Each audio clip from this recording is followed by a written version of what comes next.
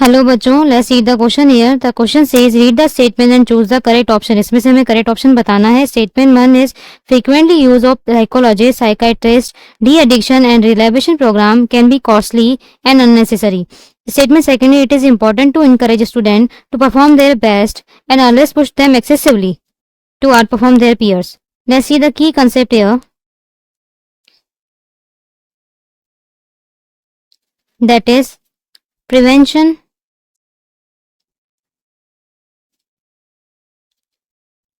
and control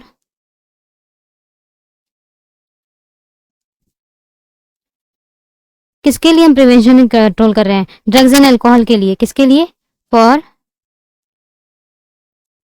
drugs and alcohol. ठीक है, तो देखो प्रिवेंशन हमें करना क्यों है? सबसे पहले तो ड्रग्स और अल्कोहल की हैबिट कैसे लगती है। देखो हमारे जो रिसेप्टर्स होते हैं ना, सबसे ज्यादा अफेक्ट होते हैं जब कोई ड्रग्स और अल्कोहल लेना शुरू करता है। तो जैसे जैसे पहले तो रिसेप्टर हमारे थोड़े से डोज में एक्टिवेट हो जाते हैं। आफ्टर मेनी यूजेस क्या होता है कि हमारे रिसेप्टर्स को उसकी हैबिट हो जाती है। तो अब जो रिसेप्टर है उनको हाई डोज चाहिए होता है। तो इस तरह से क्या होता है कि धीरे धीरे ये इंसान हाई डोज लेना शुरू कर देगा। इस तरह से ड्रग और अल्कोहल की लत लग जाती है। ठीक है, तो इसमें प्रिवेंशन से हम क्या कर सकते हैं?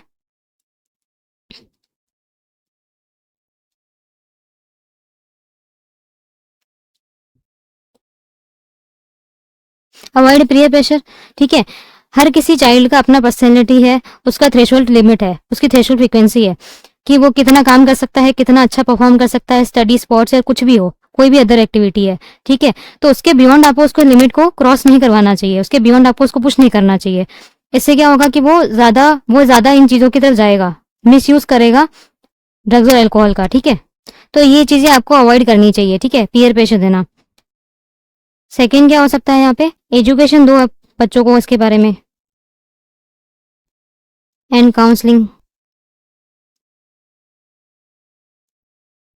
ठीक है, एजुकेशन काउंसलिंग से क्या होगा कि उनको फेस करना आएगा, प्रॉब्लम्स को कैसे फेस करते हैं, स्ट्रेस को कैसे डील करते हैं। ठीक है, उनको ये पता चलेगा कि एक्सेप्ट कैसे करना होता है हमें फेलियर्स को। ठीक है, आगे बढ़ना आएगा, एनर्जी थोड़ी मिलेगी इस तरह से।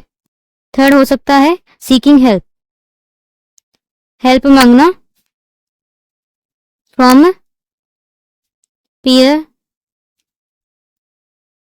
And parents. आप अपने पेरेंट्स से मदद ले सकते हो, उनसे डिस्कस कर सकते हो। That will be a very good thing. Proper advice देंगे। ठीक है, ये आपके क्लोज फ्रेंड्स हो सकते हैं जिन पे आप ट्रस्ट कर सकते हो, उनसे भी आप एडवाइस ले सकते हो उनके बारे में। Fourth can be looking for danger science. ये मोस्टली होता है पेरेंट्स और जो आपके फ्रेंड्स होते हैं उनके लिए, लुकिंग फॉर डेंजर साइंस।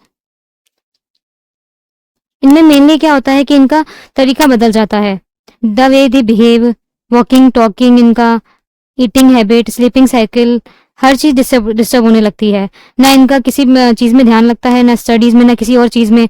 जो इनकी हॉबीज होती है उनसे दूर होने लग जाते हैं। और इनमें स्पेशली देखा जाता है विड्रॉल सिंड्रोम।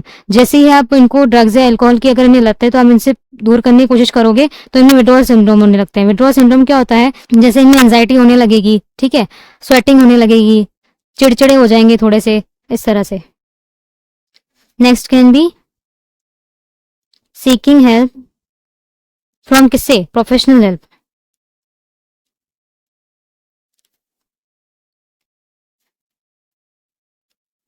आप प्रोफेशनली हेल्प ले सकते हो। देखो रिलैक्सेशन प्रोग्राम बहुत जगह चल रहे होते हैं, हाईली क्वालिफाइड उसमें साइकोलॉजिस्ट है, साइकेट्रिस्ट है, वो आपकी मदद कर सकते हैं। Sometimes they can be costly, but mostly क्या होता है कि ये चीज़ों की ज़रूरत होती है। ठीक है, अगर आपको किसी भी तरह से ऐसा लग रहा है कि मुझे किसी चीज़ का एडिक्शन हो गया है तो, और आपको ऐसा लगता है कि आपकी मेंटल हेल्थ ठीक नहीं है, so you should always seek help from professionals. Now let's see the options first. पहला स्टेटमेंट बोल रहा है frequently use of psychology, psychiatrist and de addiction and rehabilitation programme can be costly and unnecessary. देखो costly sometimes हो सकते हैं, पर ये प्रोग्राम जो चलाए जाते हैं मेनली कॉस्टली नहीं होते हैं। ठीक है, और अननेसेसरी तो बिल्कुल भी नहीं है। तो ये चीज तो गलत है, आप अननेसेसरी नहीं बोल सकते हो इसको। They are very in need, सो ये स्टेटमेंट गलत है। अननेसेसरी प्रोग्राम्स नहीं है ये। पीयर प्रेशर ज्यादा होने से लोग इनकी तरफ ज्यादा बढ़ रहे हैं और इनमें मेंटल हेल्थ के इश्यूज ज्यादा बढ़ रहे हैं यंगस्टर में। ठीक है, तो इस वजह से क्या हो रहा है कि इन्हें साइकोलॉजिस्ट की जरूरत है, उनको थेरेपी सेशंस की जरूरत है। ओके, सो ये अननेसेसरी तो बिल्कुल नहीं है। It is important to encourage student and perform their best always push them excessively outperform their peers. देखो, पुश करना, इंकरेज करना, that is a different thing, कि आप उनको इंकरेज कर रहे हो कि आपको अच्छा परफॉर्म करना है, that is a very good thing. But अब उनको ऐसे पुश कर रहे हो एक्सेसिवली कि आपको आउट परफॉर्म करना है अपने पीयर्स को, कंपटीशन बढ़ जाएगा ऐसे। तो कंपटीशन बढ़ेगा तो उनमें स्ट्रेस बढ़ेगा एक तरह से, ये तो स्ट्रेस और एंजाइटी देने का तरीका हो गया। तो आपको कभी भी ऐसा नहीं करना है कि आप उनको एक्सेसिवली पुश करो कि आपको अच्छा लाना ही लाना है, आपको अच्छा स्कोर करना है, अच्छा स्टडीज में करना है, वर्क में करना है, या फिर किसी भी स्पोर्ट्स में करना है। So that is not a good thing. तो यहाँ पे इंकरेज करना is a good thing, but excessively outperform करने का बोलना, it is a very bad thing. So ये भी गलत है। सो हमारा आंसर जो है that will be both the statement are incorrect, वो है बी ऑप्शन में। Both statement 1 and statement 2 are incorrect. Okay. Hope you understood very well. Best of luck.